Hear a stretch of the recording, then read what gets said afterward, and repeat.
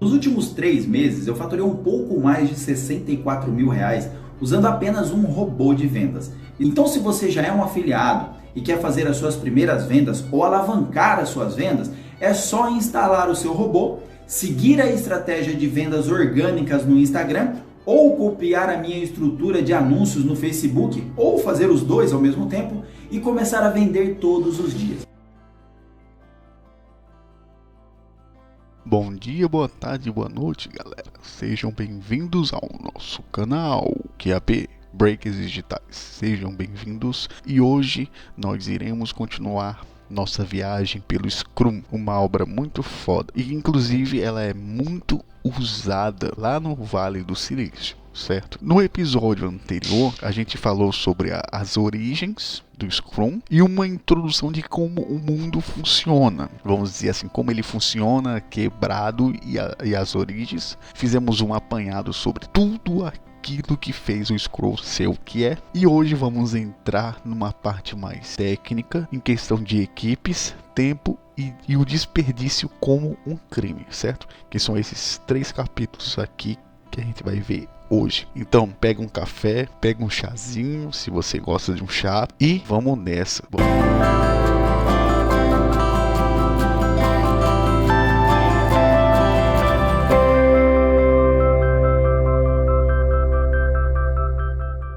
Vamos lá, vamos começar por equipes. Hoje a gente vai trabalhar a questão de equipes dentro do Scrum, que é muito importante como ele bota a questão de equipes. Eu até falei anteriormente, se eu não me engano, na origem do Scrum, eu falei sobre a questão de um faz a arma, outra coisa, que a gente vai colocar mais ênfase naquilo que eu disse. ênfase, quando eu digo ênfase, para quem não sabe o que é colocar mais coisas, adentrar mais no assunto, vamos dizer assim. ênfase é isso, tá? Quando esses times entravam em campo, era como se estivessem jogando um jogo diferente dos outros. O que ele está falando aqui é uma espécie de sinergia de grupos. Lances que antes pareciam impossíveis, de repente se tornavam parte da estratégia da partida. Era como se um estado de graça tivesse descido sobre os jogadores e por um instante não fosse possível errar. O que ele fala aqui é sobre um time que tinha lá, que eu não me engano, eu acho que é de basquete. Enfim, é um time que quando ele entrava em campo era totalmente diferente dos outros, porque eles conseguiam fazer passes como se fosse automático. Você vê, por exemplo, no futebol, o Brasil antigamente era praticamente desse jeito. Os caras jogavam como se puta que pariu. Era cada passe que eles faziam que não parecia que não podia errar o passe. O que ele está falando aqui por menores é a questão da sinergia, que ele vai falar mais um pouquinho na frente o que é. Por enquanto, vocês precisam ter na sua cabeça essa ideia. O porquê que eles têm passes tão perfeitos e parecem que jogam outro jogo. Parece que eles querem vencer eles mesmos, não querem vencer o oponente. Essa é a primeira ideia que você precisa ter. E imbuída com um senso de propósito, contaram uma das maiores histórias de suas carreiras e não contassem com a autonomia, capacidade de decidirem por si mesmos como produzir o maior número de materiais para cobrir a história. Isso aqui já é outro detalhe importante. Isso aqui seria a explicação do porquê que esse time ele era tão perfeito. A resposta é simples: senso de propósito, autonomia. São duas coisas que um trabalhador ele não tem. Ele não tem autonomia e ele não tem um senso de propósito. O senso de propósito dele é receber um pouquinho mais, um bônus pela produção e só. Geralmente nas empresas de hoje, atualmente, é assim. O senso de propósito dele é limitado à grana. Então, essa segunda parte aqui é como se fosse uma história. Como se a pessoa tivesse construindo a história da sua carreira. E para ela contar essa história, não tem como contar com outra pessoa. Ela precisa contar por si mesmo. E ela precisa ter autonomia a essa história. Basicamente, essa é a ideia principal dessa segunda parte. Senso de propósito e autonomia vão desaguar no que eu chamo de senso de direção a um fim. Pode ser a mesma coisa do senso de propósito, pode ser.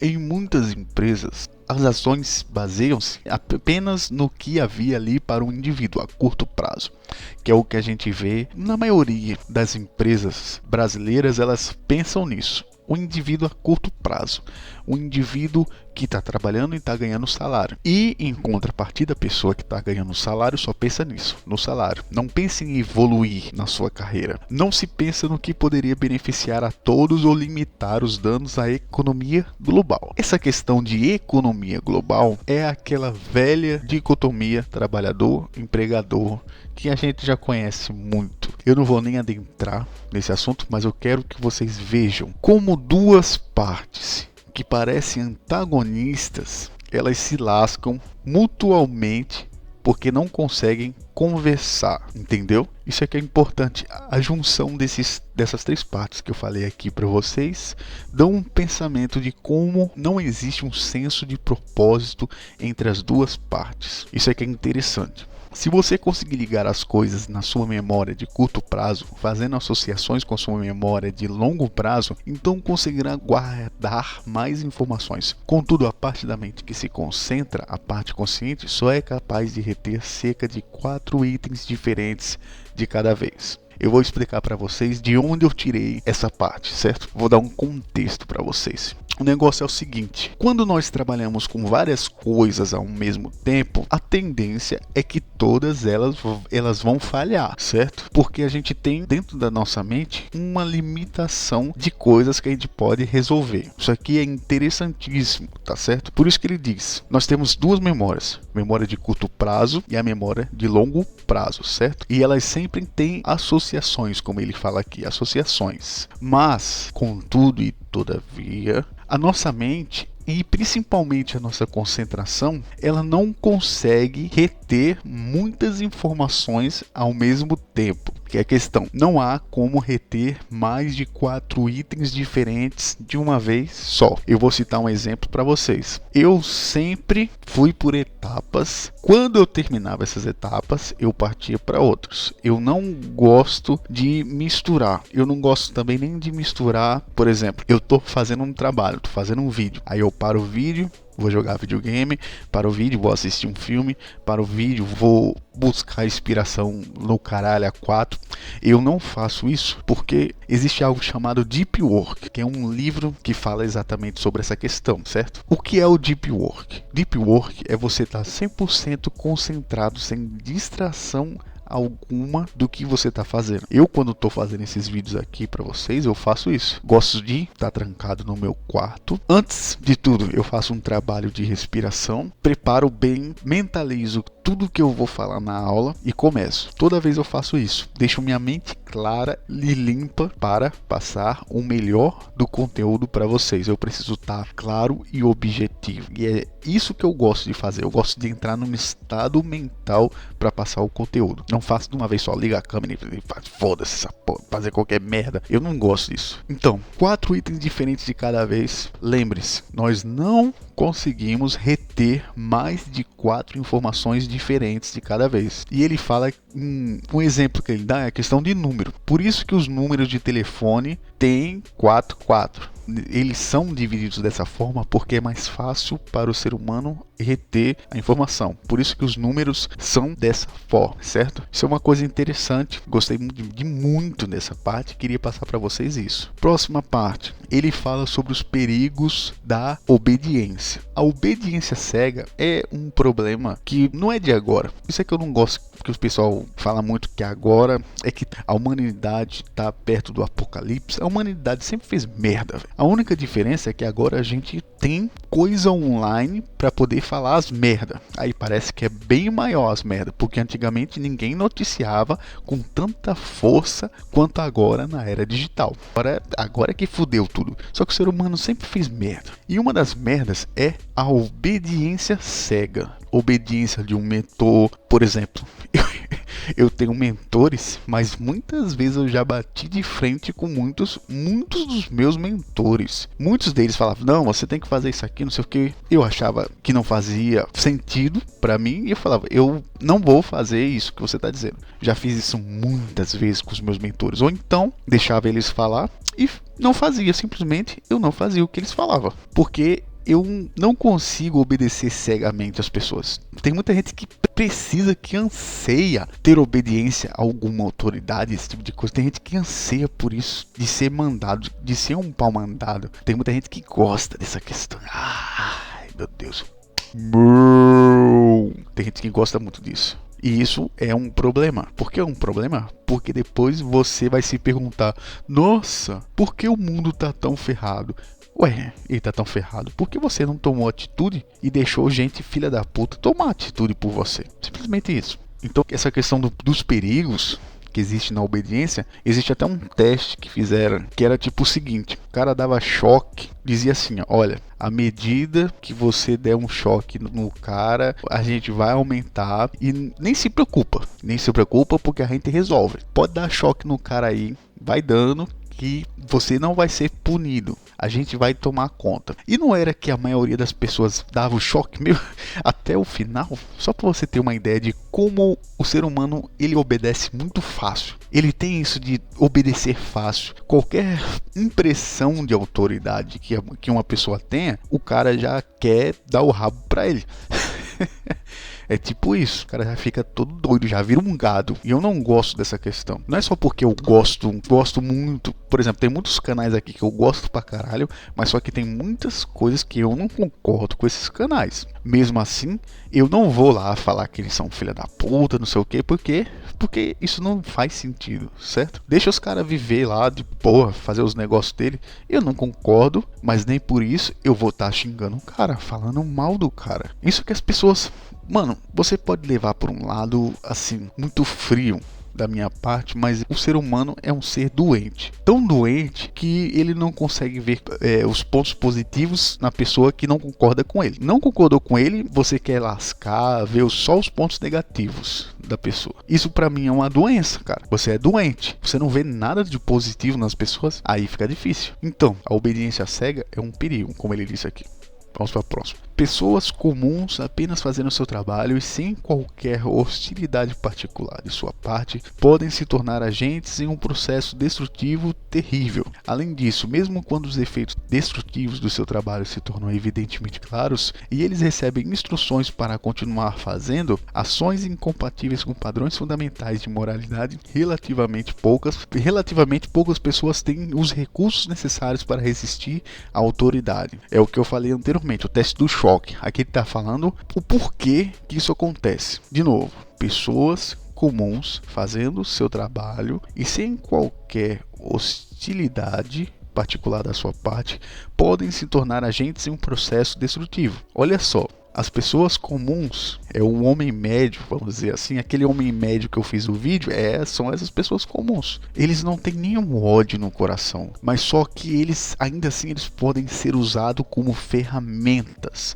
A ignorância deles pode ser usada como uma ferramenta. E até quando os efeitos destrutivos do seu trabalho se tornam evidentes, eles ainda assim continuam fazendo. Mesmo que essas ações sejam incompatíveis até a sua moral, para você ter uma ideia. Ou seja, olha a diferença de ética e moral. Por isso que eu sempre digo, tenha valores éticos. Cultive valores éticos, não valores morais. Relativamente poucas pessoas têm os recursos necessários para resistir à autoridade. E esses recursos necessários que ele está dizendo aqui é o cultivo de uma ética forte. Uma ética que muitos poucos têm. É uma ética que até hoje só vi dentro do libertarianismo, uma ética tão forte. Eu nunca tinha visto uma ética tão forte, um quadro ético tão forte quanto a ética libertária.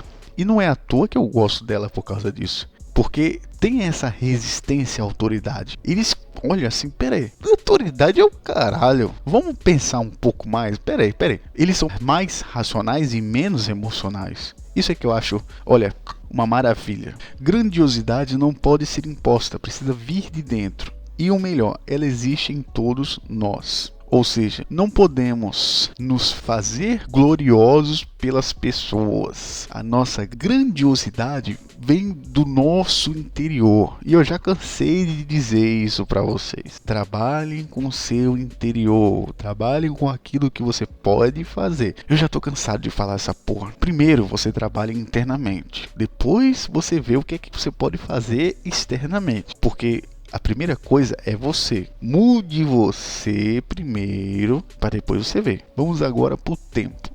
E finalmente chegamos na parte do tempo, que eu adoro. A questão do tempo é massa. O fluxo do tempo define como enxergamos o mundo e a nós mesmos. Quero que vocês se lembrem dessa frase, porque eu falarei ela em outro vídeo, que é sobre teorias minhas, que tem a ver com isso. O tempo define, o fluxo temporal define como enxergamos o mundo e a nós mesmos.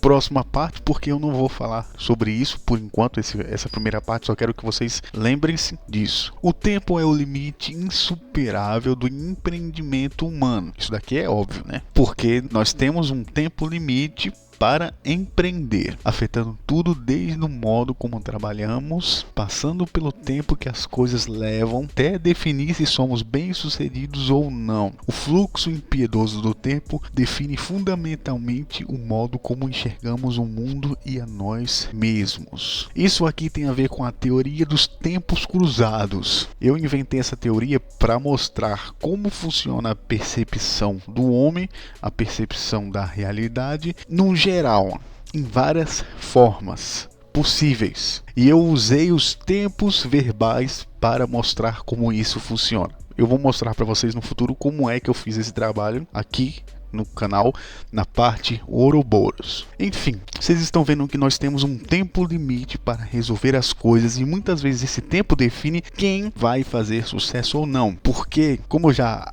falei, estou cansado de dizer aqui para vocês também outra coisa, questão de adaptação, rapidez de testes rápidos e uma replicação rápida. É isso que está acontecendo no mundo hoje em dia, é tudo rápido, tudo dinâmico, e é isso que ele está tentando dizer com essa ideia de limite insuperável do empreendimento. E o tempo, o modo como trabalhamos, passamos esse tempo, ou seja, o nosso modo de produzir com eficácia, com eficiência, ele define o nosso sucesso, vamos dizer assim. É isso que ele queria dizer nessa parte. Não somos bons em manter o foco, isso é verdade. Passamos muito mais horas do que o necessário no escritório e somos péssimos em fazer estimativas de quanto tempo algo levará para ser feito.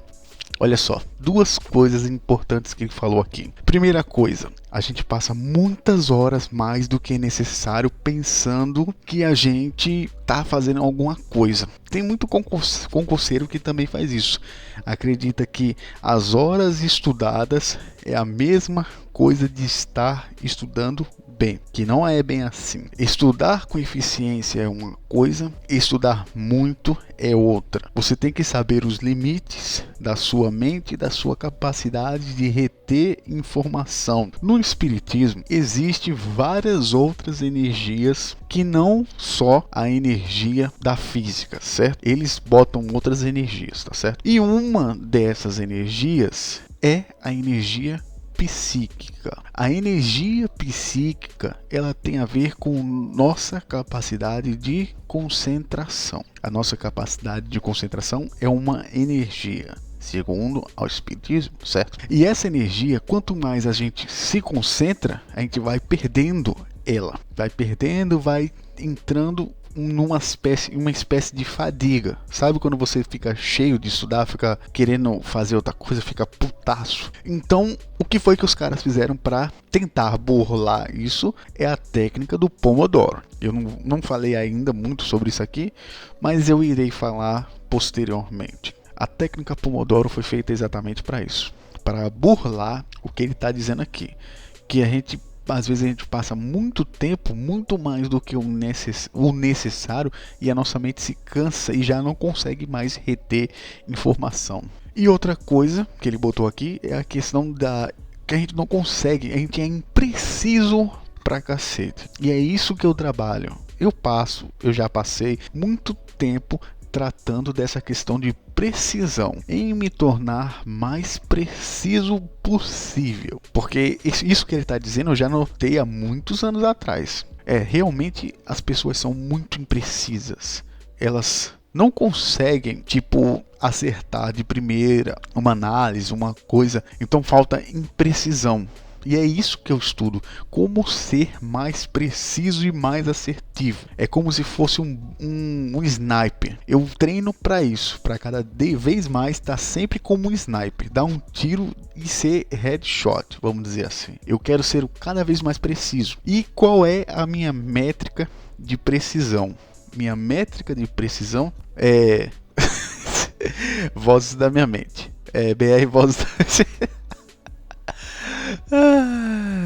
A minha fonte é Vozes da minha mente. Tô brincando, galera. É porque eu vejo dentro do livro dos espíritos, que já não é nem aqui, nem desse livro, mas eu vou fazer um link aqui, que os espíritos eles são extremamente precisos em tudo aquilo que eles falam e na linguagem deles. Tanto que é que eles falam, mano, você fala muita bosta. No livro dos espíritos, os próprios espíritos, eles falam, mano, você fala muita bosta, isso aí é impreciso o que você tá falando. Você vai ver na porra do livro dos espíritos eles falando isso daí. Se eu fosse botar, eu acho que umas 200.000 vezes eles falando a mesma coisa. Então eu pensei, bom, ou eles estão tentando fugir do assunto, ou eles são extremamente precisos. E se eles forem extremamente precisos, eu preciso imitar eles. E não é à toa que vocês vão ver que geralmente eu tenho essa percepção mais como se eu tivesse como espírito, não tivesse como um corpo. E eu acho que eu me tornei um pouco mais preciso com isso. Eu agora consigo acertar um pouco mais das coisas. Inclusive o diário do Dio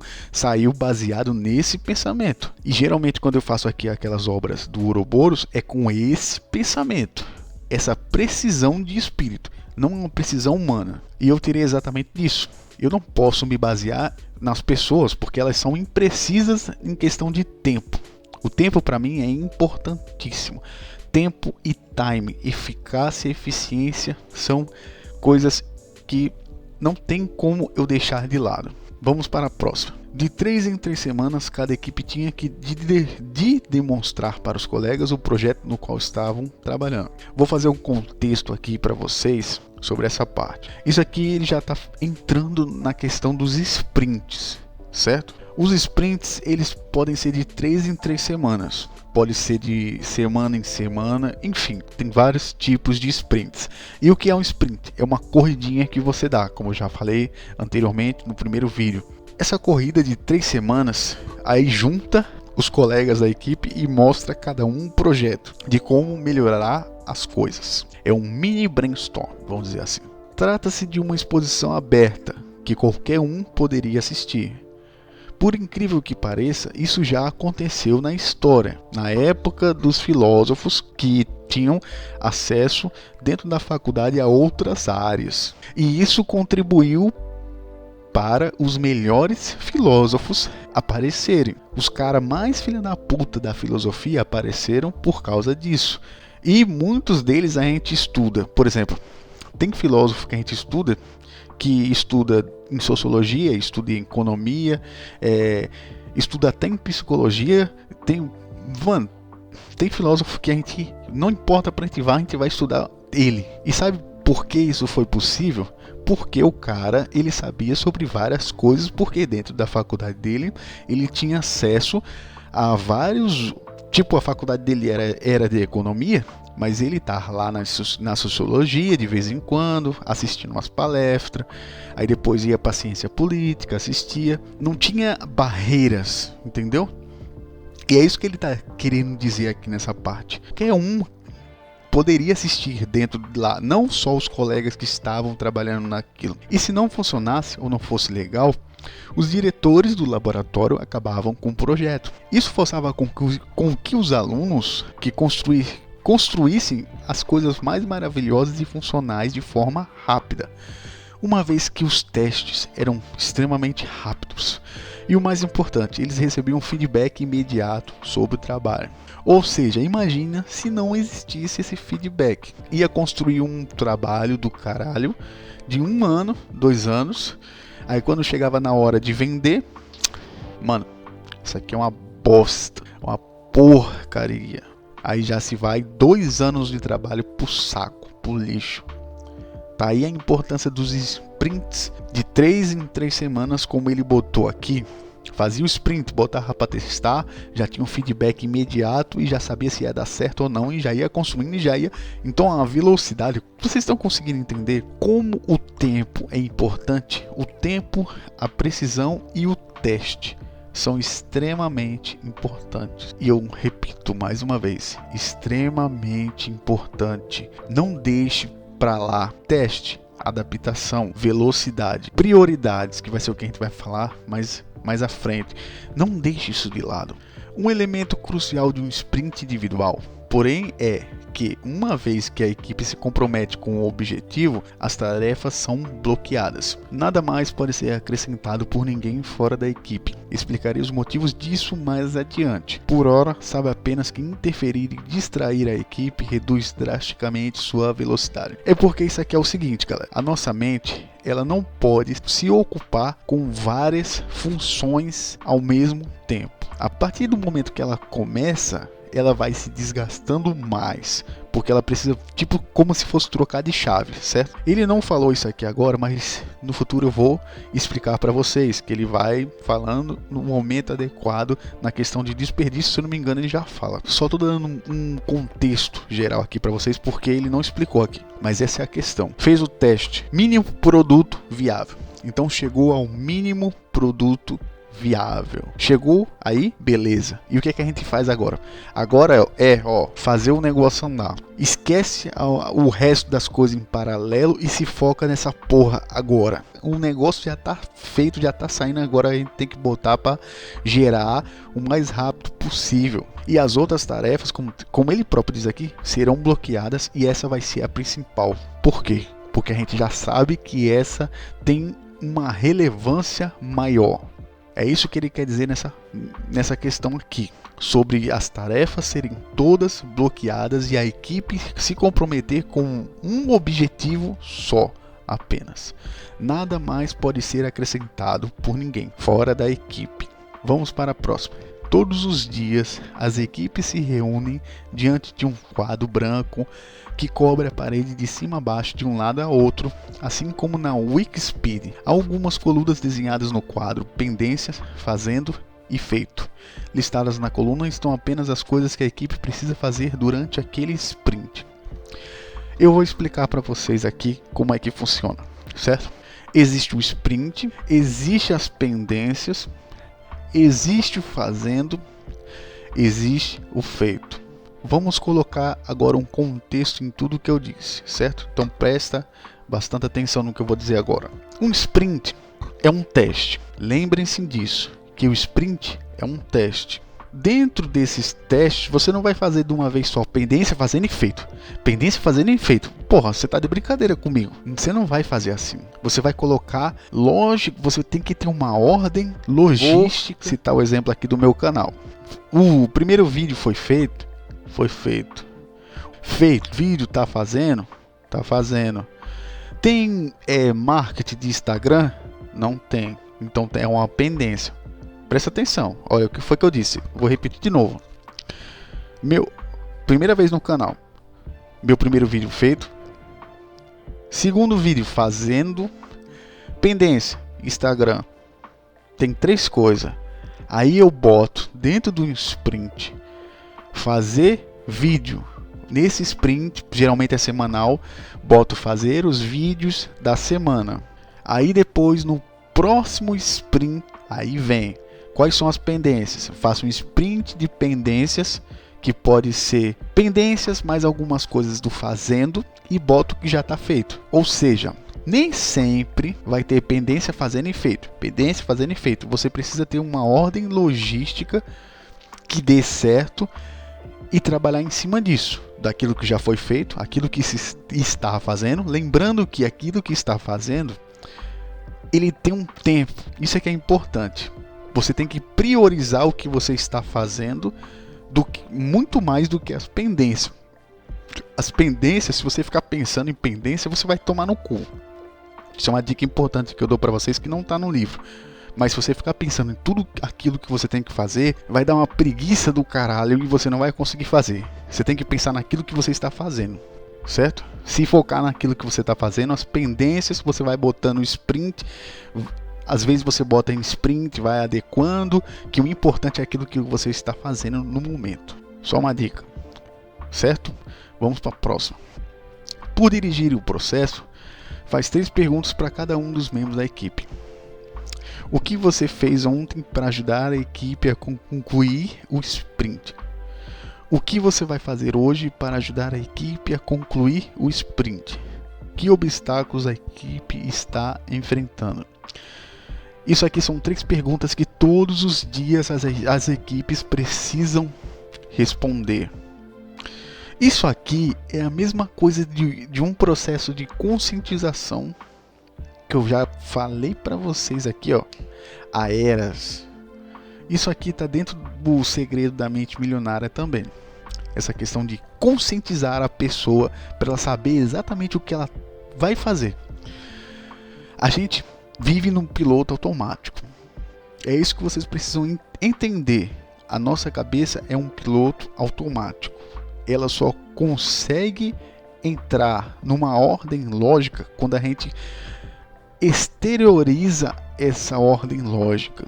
Enquanto a gente não exteriorizar, ela não consegue agir de forma lógica, porque as leis da mente são diferentes da realidade. Isso daí é óbvio, porque a realidade é uma coisa, a mente é outra. A mente é uma abstração do cacete. Então, se a gente deixar para a mente fazer as coisas, ela vai fazer as coisas de qualquer jeito. Por isso que é importante a gente externar as coisas, botar num papel.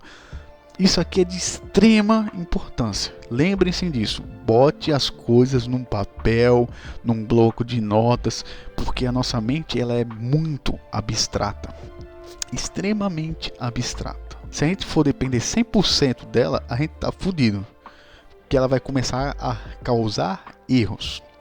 Então é por isso que ele fez essas perguntas aqui, para as pessoas responderem, para elas se conscientizarem do que elas vão fazer. O que fez ontem para ajudar, o que vai fazer hoje e o que foi que teve de ruim ontem. Teve alguma coisa ruim? Teve algum obstáculo? Vamos para a próxima. Mas como conseguiríamos alcançar aquele nível na nossa equipe? O que enfraquece tal saturação é a especialização. O número de papéis e cargos em um grupo. Se as pessoas têm um cargo específico, elas tendem a fazer apenas as coisas que parecem combinar com esse cargo. Que eu já... Mano, isso aqui é uma coisa que eu já... Na minha adolescência já briguei muito por causa disso. Quando eu era jovem... Jovem faz merda pra caralho. Ficava brigando por causa disso. As pessoas... Pegava a briga com as pessoas que diziam: ah, mano, isso aqui não faz parte do meu cargo, por isso que eu não posso estudar isso. Dá vontade de falar: vai tomar no olho do teu cu. Era essa vontade, a minha vontade de externar isso, era muito grande. Porque as pessoas tendem a isso. Esse especificismo. Ah, eu sou especialista nisso, não posso aprender outra coisa porque não faz parte do meu cargo isso. Ai, meu Deus. E ao proteger o poder desse papel, provavelmente elas irão reter conhecimentos determinados. Tá aí o problema. Aí a coisa acaba e você só sabe fazer uma porra de uma coisa. Que nem aquelas mulheres que faziam negócio na escrivaninha. Chegou o computador e você foi dispensada. Sinto muito, meu bem. É assim que acontece. Especialização demais é uma droga. Você ser um especialista numa coisa só o tempo todo. E quando aparece a oportunidade de você aprender outra coisa, aí você diz: não faz parte disso. Mano, eu acho que eu nem preciso dizer o tanto de coisa que eu conheço. Eu vou desde mecânica até medicina. Olha só, não tem nada a ver. Saúde e mecânica, elétrica, não tem nada a ver. Aí a pessoa fala: por que você faz isso daí? Mano, porque meu conhecimento é muito amplo. E cada dia mais ele se torna mais amplo ainda. Porque eu tenho praticamente uns 80 anos, estimativa de vida é o que? 80 anos? Então tem 80 anos para você estudar. 80 anos estudando. Aí você vai passar 80 anos estudando a mesma coisa. Seu dia tem 24 horas. Imagina só, você ter 24 horas, menos 8 ou menos 6, dependendo da sua hora, da hora de dormir. Você tem um tempo de trabalho, que aí vai depender de se é o 8. E sobra um tempo, um espaço. O que você vai fazer desse espaço? Primeira coisa, você precisa se livrar dessa questão de 8 horas. Para diminuir o seu tempo de trabalho. E depois você precisa estudar pra caralho. Mas estudar com eficiência. Eu sempre digo isso. Se você vai estudar, você precisa estudar com eficiência. Porque estudar só por estudar, você não está fazendo nada. Você está perdendo seu tempo. E tempo, meu amigo, é o seu bem mais precioso. Tempo é o seu bem mais precioso. Então não adianta você ser especialista, como ele está dizendo aqui. Ter lá um monte de papel, um monte de burocracia e só fazer coisas que combinem com o seu cargo, porque o mundo ele é dinâmico. Eu sempre coloquei isso na minha cabeça desde criança. O mundo é dinâmico. Se eu ficar pensando em ser uma coisa só, eu vou depender daquela coisa. E quando o mercado não depender mais daquela coisa, eu vou tomar no cu. É isso que vocês precisam pensar. Ter uma mente aberta para absorver rápido as coisas. Eu geralmente consigo estudar várias coisas porque eu aprendo muito rápido. Não demora uma semana, menos de uma semana para pegar alguma coisa que eu não sei. Mas isso não veio de mim. Eu fui aprendendo a ser rápido e fui me adequando à velocidade de aprender as coisas rápido. Não existe esse negócio de que você nasceu para ser autoditada e não, ou não, você nasceu para ser burro. Isso é questão do seu empenho. Vamos para a próxima. A ideia é que a equipe converse de forma rápida de como poderão seguir em direção à vitória, ou seja, concluir um sprint. A passividade não é apenas algo indolente, mas também algo que afeta o desempenho do restante da equipe. É aquela questão lá do Final Fantasy que eu falei na aula anterior. Assim que detectada, deve ser eliminada imediatamente. Eu quero equipes agressivas, com membros que saiam dessas reuniões sabendo a coisa mais importante que precisam atingir naquele dia. Isso aqui eu já falei anteriormente, como ele botou aqui equipes agressivas, é a mesma coisa de equipes proativas. Só que aqui tem uma proatividade não em questão de cada cargo, mas uma questão de ser ativo. Aqui é muito mais forte você tomar uma decisão, uma tomada de decisão quando algo tá ruim. Já chegar assim, opa, essa porra vai dar certo. Essa espada aqui, ó. Mano, essa espada aqui tá dando uma zoeira aqui. Não é ficar quieto e dizer, deixa essa porra dessa espada passar aqui, esse cara. Como eu falei anteriormente, é isso que ele tá dizendo aqui. Vamos para a próxima. O tempo constitui sua vida, é óbvio. Então desperdiçá-lo, na verdade, é uma forma lenta de suicídio. Opa! Chegou a um ponto importante. Será? Será? Será? Será mesmo que a gente está perdendo a nossa vida quando perdemos tempo? Eu vou deixar que vocês pensem sobre isso. O que o Scrum faz é alterar o modo como você pensa sobre o tempo. Depois de fazer parte de alguns sprints e reuniões diárias, você para de ver o tempo como uma flecha linear atirada para o futuro e começa a vê-lo como algo fundamentalmente cíclico. De novo. Lá vamos nós. Vou falar que nem o CJ agora. Oh shit, here we go again. Puta que pariu. De novo, escala espiral. Que eu já tô cansado de falar aqui que todos os eventos eles são cíclicos. Mas eu não vou nem falar sobre isso daí porque a gente vai ver tanta obra falando sobre a mesma coisa que vocês também vão ficar cansados de verem a mesma coisa se repetindo e se repetindo. O bom vai ser que eu não vou estar sozinho vendo isso, vocês vão estar vendo também. As coisas se repetem muito. Dá até um... mano, Dá até uma raiva, velho. Vamos lá. Pense no seu trabalho. Quanto tempo é desperdiçado enquanto você espera alguém concluir uma tarefa ou receber alguma informação, ou porque está tentando fazer um monte de coisas ao mesmo tempo? Talvez você prefira trabalhar o dia todo. Quanto a mim, eu prefiro surfar. E que ele foi bem irônico sobre essa questão. Eu não gosto de trabalhar o dia todo. Eu tenho que maximizar o que eu estou fazendo sempre. Inclusive eu falo muito pro pessoal que edita aqui sobre essas questões. Fazer a coisa mais rápida, ter sempre um modo de fazer as coisas mais rápidas sempre, para poder ficar de boa.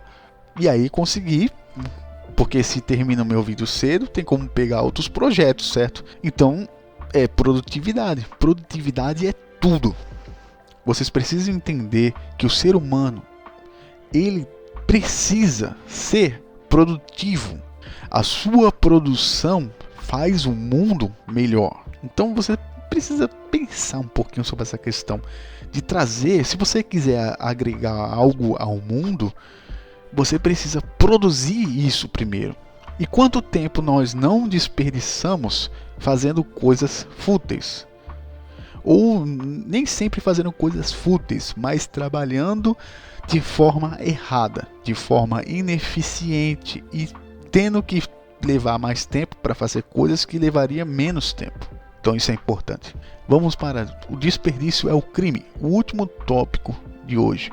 Não, é melhor a gente deixar para uma próxima vez, porque senão vai dar mais de 1 hora. E 1 hora já é muita coisa, certo? Vocês já não vão conseguir absorver muita coisa se passar de 1 hora, porque já é muita coisa para vocês. Vamos ver só as coisas aqui do capítulo 3 e 4, para a gente fechar aqui a aula, certo? 1 hora eu já acho muita coisa para vocês. Mas como a maioria das aulas de faculdade é 1 hora e de escola também é mais ou menos isso daí, então eu boto esse termo de 1 hora. Então, vamos para a parte estrutural agora, que é o fechamento de todas as ideias que foram ditas no capítulo 3 e no capítulo 4. A alavanca certa. Mude o desempenho da equipe. Isso tem um impacto muito maior em várias ordens de grandeza enorme do que o desempenho individual. Aqui ele fala sobre a questão de transcendência, como eu falei anteriormente. Grandes equipes têm um objetivo muito maior que o individual, ou seja, quando elas se juntam para fazer um fim, é muito maior do que cada um está fazendo o seu trabalho. Como a gente vai ver, uma diferença muito grande de qualidade dos times do Brasil atuais para os times do Brasil anteriores. Pega a época dos jogadores de 98 para os jogadores de hoje em dia. Não tem comparação. Isso é porque... não é porque eles são ruins, não é porque o time brasileiro de hoje em dia é ruim, mas é porque não existe mais aquela sinergia do objetivo em comum. Existe agora cada um pro seu canto, cada um fazendo o seu trabalho. E isso atrapalha, como ele está dizendo aqui. O desempenho individual, ele precisa ser transcendente, ou seja, você precisa deixar suas putarias para se ligar num objetivo em comum. Grandes equipes têm um objetivo maior que o individual. Por exemplo, participar do enterro do General McMurray, vencer o campeonato de basquete da NBA, são objetivos em comum. Vamos para a próxima. A autonomia. A autonomia dê às equipes a liberdade de tomarem as próprias decisões e o modo como vão agir, para ser respeitado como mestre de sua arte. Isso aqui acontece muito quando a pessoa quer mandar sem saber. Por exemplo, vamos botar na questão técnica um cientista e um líder. Um líder dessa cadeia de produção não tem a capacidade do cientista, aí quer mandar no cientista. Aí acaba que o projeto sai uma bosta, porque ele não entende o que o cientista está fazendo. É isso que ele quer dizer aqui. Ele precisa ser respeitado na sua arte para que ele possa aumentar o poder dela, aumentar a eficiência. Se ele estiver trancado por burocracias, ele não vai conseguir fazer nada. A capacidade de improvisar fará toda a diferença, esteja a equipe cobrindo uma revolução do Oriente Médio ou vendendo algum produto. Isso aqui foi... eu não botei essa história para vocês, mas é interessante essa história de um espião que entrou no Oriente Médio, e ele conseguiu, só através de sinergia, conseguiu entrar e se disfarçar lá dentro. Por uma questão de improvisação, que ninguém nunca tinha conseguido entrar no Oriente Médio, ele conseguiu. Isso é uma história interessante que eu não contei para vocês, mas está no livro, certo? Interfuncionalidade. A equipe deve ter todas as capacidades necessárias para concluir um projeto, seja a missão entregar um software para Salesforce.com, ou seja para capturar terroristas no Iraque. Ou seja, ter várias funções, não estar preso a uma única função. E eu já cansei de dizer isso aqui nesse canal, porque esse canal ele foi feito para dar uma amplitude de conhecimentos muito forte. Ele ainda está pequeno, porque o que eu quero para esse canal, vocês não têm nem ideia. Eu quero que ele seja uma fonte de informação e de estudos gigantesco, e que vocês possam abrir a mente de vocês para vários ângulos. Essa é a ideia desse canal. Vamos para a próxima. Pequenas vitórias. Equipes pequenas trabalham mais rápido do que equipes grandes. A regra prática são 7 membros por equipe, podendo variar 2 ou mais ou menos. Isso aqui eu não falei muito para vocês, mas é uma questão de você trabalhar com equipes pequenas para fazer projetos rápidos. Procurar culpados é burrice. Isso aqui eu já falei. Ele sempre repete as mesmas coisas, né? Mas é a real, velho. Para de procurar culpado. Todo mundo vive procurando culpado por alguma coisa. Ou é o Estado, ou é a economia, ou é porque seu cachorro mijou do lado ao contrário, ou é porque você levantou com o pé errado. Sempre tem que ter como uma porra de um culpado, velho. Mas nunca é você. Isso é que é o interessante, velho. Outro ponto interessante que a gente vai falar, eu acho que vai ser na sexta-feira, ainda nessa semana, a gente vai falar sobre o Bostil. E eu vou falar exatamente sobre essa questão. As pessoas culpam o dinheiro, mas será que a culpa é de quem?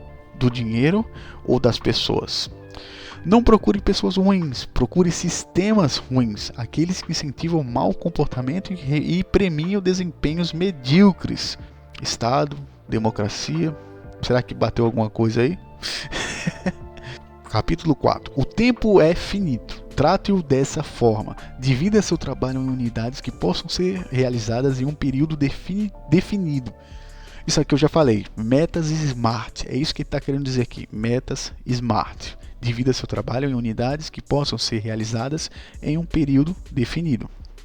Curto e regular. SMART. O ideal são 4 semanas. E se você pegar a febre Scrum, pode chamar essas unidades de sprint.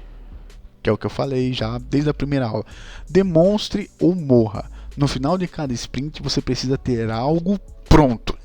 Isso aqui é essencial. Essencial. Quando eu estava construindo esse canal aqui pelo método Scrum, sempre fazia sprint e o canal nunca rodava. Aí depois eu fui dar uma olhada nesse capítulo 4, aí eu vi essa parte, demonstre ou morra. Aí veio isso na minha cabeça, eu falei, mano, demorou 2 meses para eu construir esse canal. Tava mentalizando esse canal, demorou 2 meses, fazendo as coisas, fazendo as artes, fazendo tudo. Aí teve uma hora que eu pensei, mano, se a gente continuar nesse ritmo, a gente nunca vai fazer esse canal. Então, bora botar essa porra pra rodar. Tá faltando muita coisa? Foda-se. Vamos botar essa porra pra rodar, porque senão a gente não vai rodar nunca. Por isso que ele fala isso daí. Tem que... Mano, não importa se você botar uma porra de uma arte. Se você não tiver vídeo pra postar no YouTube, bota uma arte. Faz qualquer buceta no canal. Mas se você ficar esperando, você não vai fazer. Ficar esperando, não, eu preciso que o vídeo fique bonito, tal, você não vai fazer, mano. Bota essa porra pra rodar. Foi que nem eu fiz. Tava faltando vídeo, eu disse, foda-se, bota essa porra pra rodar e a gente vai consertando no meio do caminho. Foi isso que eu fiz, porque senão ia... Mano, já fazia 2 meses que tava em projeto essa porra. Se continuasse assim, esse canal não existiria. Algo que possa ser usado para voar, dirigir ou qualquer outra coisa. Jogue seus cartões de visita fora. Cargos são marcadores especializados de status. Essa daqui foi foda. Cargos são marcadores especializados de status. Isso é verdade.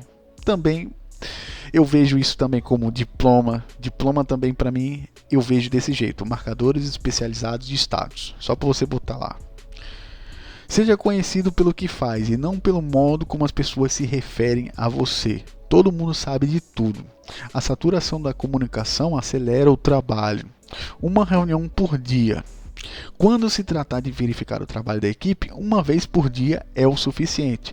Reúna-se por 15 minutos na reunião diária, veja o que pode ser feito para aumentar a velocidade e faça isso. Vamos lá.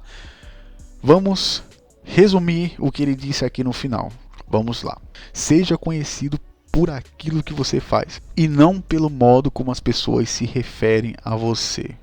Ou seja, é muito mais importante você estar fazendo e ser a coisa do que parecer a coisa. Que todo mundo vai se ligar nisso. E vocês se comunicarem bem, ter uma boa comunicação, faz o trabalho ser mais fluido. E as reuniões, como ele disse aqui, não precisa ser muitas e não precisa ser alongadas, ter 1 hora de reunião, como as reuniões políticas. As reuniões políticas são um saco. É 1 hora, 2 horas falando a mesma coisa, sendo que poderia ser 15 minutos no máximo, tal, e ver, mano, não dá. Então, é isso. Espero que vocês tenham gostado. Até a próxima, dê joinha, compartilhe e espere os próximos capítulos, capítulo 5, capítulo 6 e até a próxima, galera. Valeu e tchau, tchau.